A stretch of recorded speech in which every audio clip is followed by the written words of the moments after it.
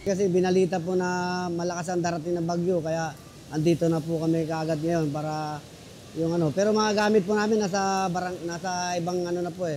Sa may mataas na ano sa tita ng asawa ko, tapos iba nasa bubong. Kasi po tuwing bagyo po talaga, dito po kami tumutuloy kasi dito lang naman po ang ano namin eh. Kasi malapit po kami sa Sapa eh.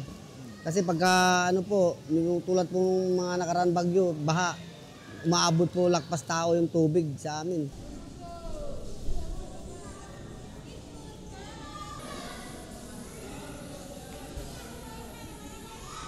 Natatakot po kasi siyempre may mga apo akong maliliit, tapos mga anak ko. Kaya andito po kami lahat sa ano, sa evacuation area.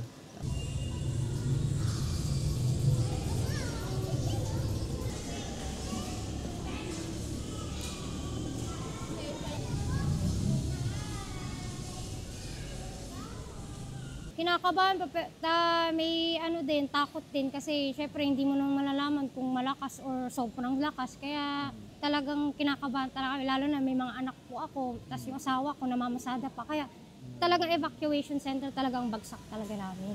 Hindi. Alis na ako. Alex, ang galing mo. Hindi.